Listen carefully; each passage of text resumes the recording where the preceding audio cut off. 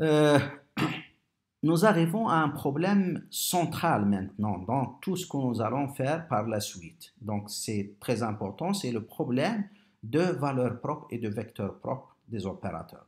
Notre objectif à la fin, c'est d'avoir des matrices qui sont diagonales, qui vont donc nous permettre de connaître certaines valeurs caractéristiques de chaque matrice qu'on appelle les valeurs propres et certains vecteurs qui sont importants qu'on appelle, je vais dire pourquoi par la suite, qu'on appelle les vecteurs propres. Donc, qu'est-ce que c'est qu'une valeur propre et qu'est-ce que c'est qu'un vecteur propre? Donc, si vous prenez un opérateur qui agit sur le 4 psi et il donne un 4 psi prime qui est proportionnel à psi, donc égal à lambda psi. D'accord? A psi est égal à lambda psi. Donc, pour ces psi-là particuliers qui donnent ce résultat-là, par action de A, on les appelle les vecteurs propres de A ou bien les quêtes propres de A ou bien les états propres. On va voir par la suite l'utilisation de mots état propre.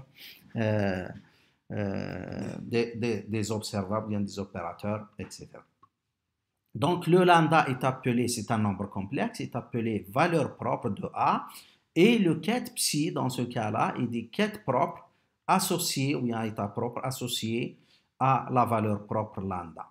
D'accord? Donc le problème maintenant, c'est la recherche de ces quêtes propres et de ces valeurs propres pour un opérateur donné. Donc cette recherche revient à résoudre cette équation. Donc, en écrivant, par exemple, si on a choisi une base, le A va devenir une matrice et le ket psi, ça devient une matrice unicolone et on fait le produit matrice-vecteur qui nous donne ce lambda et bien on aura un système d'équations qu'il faut résoudre. Donc, d'accord, pour trouver les lambda et les psi qui satisfont à cette condition. Donc, ce problème, il est bien connu en algèbre linéaire.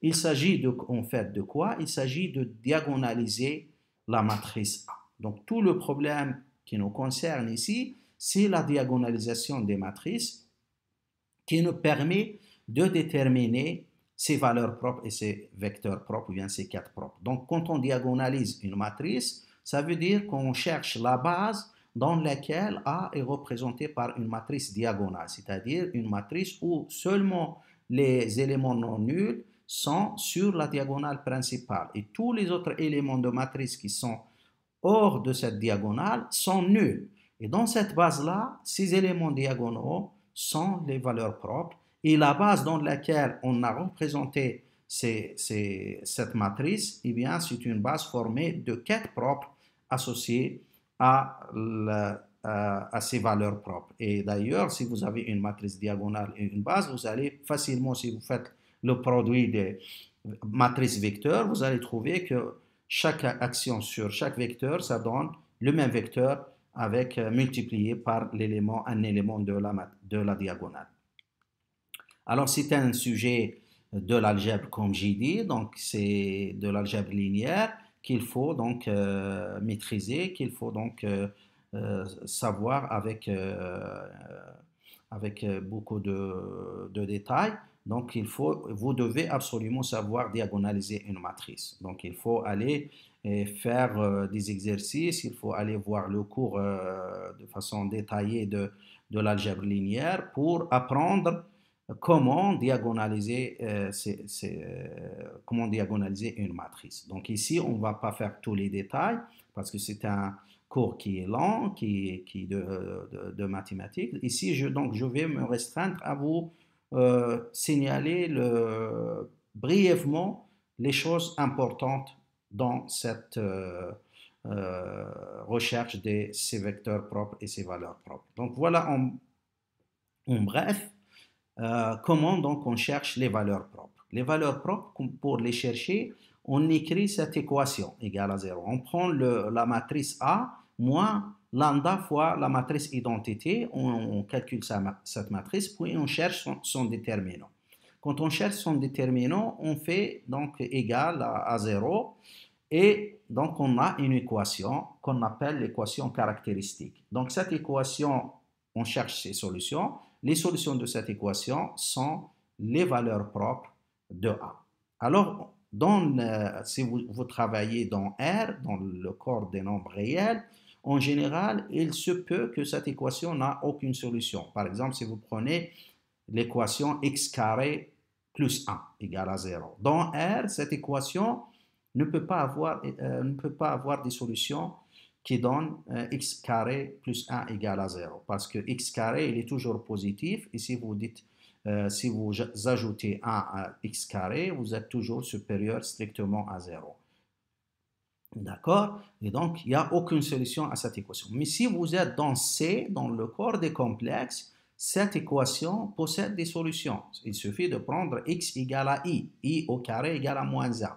Donc, i au carré égale à moins 1 plus 1 égale à 0. Voilà une solution. Si vous prenez par exemple moins i, c'est aussi une solution parce que moins 1 au carré c'est 1 et au carré c'est moins 1. Donc, vous aurez toujours moins 1 plus 1 égale à 0. Donc, x au carré plus 1 égale à 0 possède des solutions alors que dans R ne possède pas de solution. Alors en général, dans C, tous les polynômes d'ordre n égale à 0, donc des équations égales à 0, possèdent des solutions et on peut les écrire toujours sous cette forme-là. Donc les lambda i ici sont les solutions de l'équation. Donc cette équation dans C peut toujours être écrite comme ça, égale à 0. Et les lambda i que vous voyez ici, donc c'est le produit avec des puissances G1 et Gi égale à 0. Donc ça, les lambda i sont les solutions, ils sont donc les valeurs propres de A. Donc l'ensemble de ces lambda i, de ces solutions, on va l'appeler spectre de A. Donc quand vous entendez spectre de A, c'est l'ensemble des valeurs propres de l'opérateur A. Alors pour trouver maintenant, une fois vous avez résolu cette équation, vous avez trouvé les valeurs propres, vous allez donc rechercher les vecteurs propres correspondants. Donc pour chercher les vecteurs propres correspondants à chaque valeur propre, il faut retourner à cette équation qui définit la valeur propre et le vecteur propre. Et puisque le lambda il est déjà donc défini, on a trouvé le lambda, il suffit de prendre donc les coordonnées de psi comme donc des indéterminés. Et donc vous aurez un système d'équations avec les indéterminés sont les coordonnées de psi et vous allez donc résoudre cette équation et déterminer quelles sont les coordonnées de psi qui satisfont cette relation. Et donc, ces coordonnées correspondent à votre vecteur propre associé à la valeur propre lambda. Alors, donc, une fois vous avez déterminé, donc en général, toujours, donc les solutions que vous allez trouver ici, donc vous n'allez pas trouver, pardon, ici, donc vous allez toujours, il y aura toujours un arbitraire ici. Donc, vous allez trouver les coordonnées de psi, mais à un facteur multiplicatif près. D'accord? Et donc, ce facteur-là, il est toujours là, donc parce qu'il y a pas un seul vecteur unique, il y a une infinité de vecteurs qui correspondent à la même valeur propre, qui sont différents seulement par un facteur proportionnel. On dit donc un quête propre, il est toujours défini à un facteur près. Alors, un facteur près qui... Alors, qu'est-ce qu'on fait pour éliminer ce facteur près qui reste arbitraire dans psi? On va normaliser le psi. Donc, on prend sa norme égale à 1. Une fois on prend la norme égale à 1, ce facteur va disparaître et il va être fixé. Donc, en fait, qu'est-ce qu'on cherche dans les vecteurs propres? On ne cherche pas n'importe quel vecteur propre, mais on cherche le vecteur propre normé. D'accord? Et tous les autres vecteurs qui sont proportionnels à ce vecteur sont aussi vecteurs propres associés à la même valeur propre. Donc, quand on dit qu'il existe un vecteur propre unique associé à la valeur propre lambda 1, ça ne veut dire pas qu'il est unique de façon qu'il est un seul, mais il est unique à un facteur près, qui est associé donc à la valeur propre lambda donnée. D'accord? Donc on cherche à la fin les vecteurs propres normés qu'on pose à la fin. C'est comme si vous êtes sur une droite, vous cherchez une droite, il suffit de chercher son vecteur directeur, donc le vecteur unitaire. Donc une fois vous avez le vecteur unitaire, eh bien tous les vecteurs qui appartiennent à cette droite, eh bien ils sont la même chose, vecteurs propres associés à les mêmes valeurs propres. Donc, quelques propriétés utiles de recherche dans la recherche de la diagonalisation de la matrice et ses valeurs, ça veut dire ses valeurs propres et ses vecteurs propres. Donc, si vous prenez la matrice d'un opérateur, et comme je l'ai dit, donc représentée dans la base de ses vecteurs propres, alors il est diagonal. Donc, une fois vous avez donc trouvé les vecteurs propres normés, donc vous avez une matrice qui est diagonale et les éléments diagonaux sont les valeurs propres de cet opérateur. Et on a en plus donc ensuite le nombre d'états propres est toujours égal à la dimension de la matrice. Donc si vous avez une matrice 2 fois 2, vous allez trouver deux vecteurs propres. Si vous avez une matrice 3 fois 3, vous avez trois vecteurs propres. Et ainsi de suite. Donc le nombre de vecteurs propres est égal à la dimension de la matrice. Si vous avez une matrice n fois n, vous avez n vecteurs propres, mais pas nécessairement une valeur propre. Vous pouvez avoir maximum n valeurs propres, mais vous pouvez avoir moins de valeurs propres. Et pourquoi donc on peut avoir moins de valeurs propres? Parce qu'il se peut que certaines valeurs propres correspondent à des vecteurs propres qui sont orthonormés mais orthogonaux entre eux. D'accord? Donc, deux vecteurs propres différents. Et dans ce cas-là, on appelle cette valeur propre une valeur propre dégénérée. D'accord? Donc, une même valeur propre peut être associée à plusieurs états propres. On dit dans ce cas qu'elle est dégénérée. Dans le cas contraire, s'il y a un seul vecteur propre normé, dans ce cas-là, vous avez ce qu'on appelle une valeur propre simple. S'il est plus de 1, il est dégénéré. Et l'ordre de dégénérescence, c'est cette puissance-là. Quand vous écrivez cette équation de caractéristique sous cette forme, eh bien, si vous avez ici 1, ça veut dire que cette valeur propre, elle est simple. Si vous avez 2, elle est 2 fois dégénérée. Si vous avez 3, c'est 3 fois dégénéré.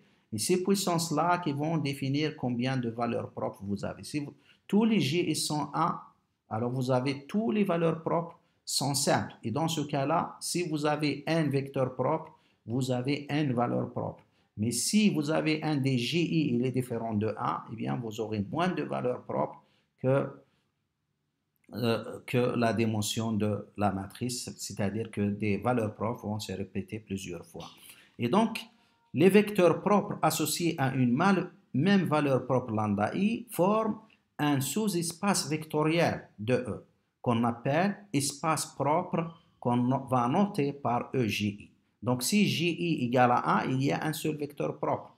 Si JI égale à 2, vous avez deux vecteurs propres différents qui ne sont pas simplement différents par un facteur de proportionnalité. Non, ils sont vraiment dans des directions différentes. D'accord? Et donc, dans ce cas-là, votre valeur propre, elle est dégénérée et la dimension de cet espace, c'est le degré de dégénérescence de cette valeur propre. C'est pourquoi j'ai écrit ici cet indice GI qui est donc le degré, ce qu'on appelle le degré de dégénérescence de la valeur propre. Alors finalement, pour les opérateurs hermétiques, alors là, c'est très important et c'est les opérateurs hermétiques qui nous intéressent par la suite, leurs valeurs propres sont réelles. D'accord? Donc, parce que nous avons dit auparavant que les éléments diagonaux d'un opérateur linéaire sont toujours réels. D'accord? Donc, observez ici. Donc, si je change la base pour avoir sa matrice diagonale, donc même dans ce cas-là, les éléments de la matrice sur la diagonale devraient être toujours réels. Donc, vous voyez, on retrouve que pour les opérateurs hermétiques, leurs valeurs propres sont réelles. Leurs vecteurs propres associés à deux valeurs propres différentes sont orthogonaux. Et là, c'est très important aussi. Si vous prenez deux valeurs propres différentes, lambda 1 et lambda 2, et vous prenez psi 1 et psi 2, les vecteurs propres associés respectivement à lambda 1 et lambda 2, et vous prenez par exemple l'élément de la matrice psi 1, le bras psi 1 à psi 2. Et donc, vous pouvez calculer ce produit scalaire ou bien cet élément de matrice de façon différente. Ou bien vous agissez par A sur le 4 psi 2, et donc vous aurez lambda 2, psi 2, ou bien vous agissez par A sur le bras psi 1 qui est à gauche, et vous aurez lambda 1. Et vous comparez parce qu'il s'agit d'un même élément de matrice. Et donc les deux sont égaux. Et donc vous avez lambda 1 psi 1 psi 2 est égal à lambda 2 psi 1 psi 2. Et puisque vous pouvez faire l'égalité égale à 0, vous pouvez écrire lambda 1 moins lambda 2 psi 1 multiplié par, entre parenthèses, multiplié par psi 1, produit scalaire psi 1 psi 2. Et donc, vous avez lambda 1 au départ, vous avez supposé lambda 1 est différent de lambda 2. Donc, conclusion, le produit scalaire psi 1 psi 2 égale à 0. Ça veut dire qu'ils sont orthogonaux. Donc, pour toutes les valeurs propres des opérateurs hermétiques. Et donc c'est très important par la suite, vous allez suivre. Et donc, je m'arrête ici. Je vous remercie et à la prochaine fois.